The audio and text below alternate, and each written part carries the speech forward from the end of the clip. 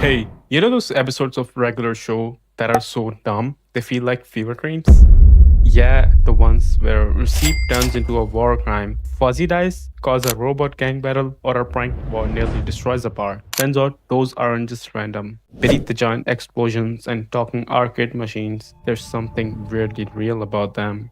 I know I'm not saying the creator of the show secretly wrote those for philosophy measures. I'm saying these episodes are basically about how small, dumb problems spiral into absolute chaos. Kinda like life.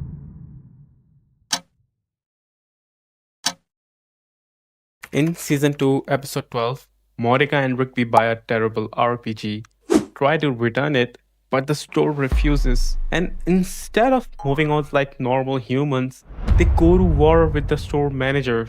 They sabotage his business, end up trapped inside the game, and have to fight their way out. Now, let's be honest, we have all been there. Maybe not stuck in a video game here, but that petty energy, that it's the principal energy. Yeah, this episode is basically a reminder that we'll burn an entire day and our sanity just to prove a point. You know how many times I've fought with these customers who want over $3? Spoiler, too many. The funniest part, by the time Monica and Rigby win, you realize they still wasted more time and energy than the game was even worth. It's the ultimate life metaphor.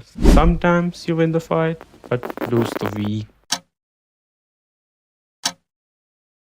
In season 3, episode 37, Pops wants fuzzy dice from the Fun Zone, but they cost a million price tickets. Monica and Rigby go all in to win them, only to end up battling a mob called the Capicola Gang, who also want the dice because they're hiding stolen diamonds. On the surface, completely ridiculous, but under that, this is about friendship and how far you'll go for someone you care about, even if the thing they want is kind of pointless. Because let's be real, fuzzy dice are not worth a million tickets. But in the moment, you would fight robots for your friend if it meant making them happy. It's the mix of absurd loyalty and terrible decision making that makes regular shows so good because that's real life. One day you are just chilling, next day you are in a metaphorical robot fight over something you didn't even want in the first place.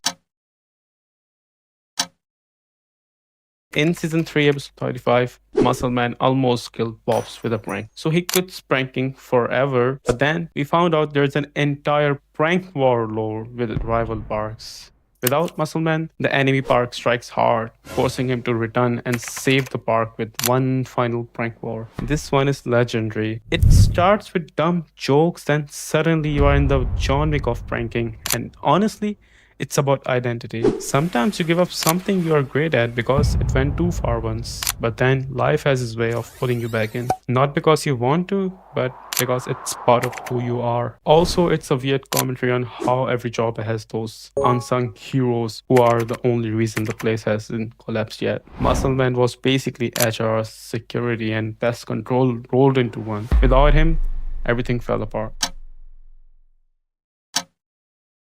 When I first watched these as a kid, I just laughed. I saw silly fights, goofy plots, and haha, talking Gumball machine gets mad. But now, I see me. I see the petty arguments I've wasted hours on, the dumb loyalty missions I've done for the friends that make no sense on paper, the parts of myself I've given up because I thought I was over it, only for life to drag me back in when things went wrong. Regular show is great because it doesn't pretend these things are noble. You don't always win in a satisfying way. Sometimes you just survive the nonsense and go home. And honestly, that's adulthood. You don't get a medal, you just get one day again. So yeah, maybe these episodes weren't just absurd. Maybe they were a reminder that life is just a series of small, stupid problems that somehow turn into boss battles. You can call it deep, you can call it pointless. I call it relatable. Now, if you'll excuse me, I have to go argue with my internet provider for the third time this week. Not because I think they'll fix anything, but because I have a receipt.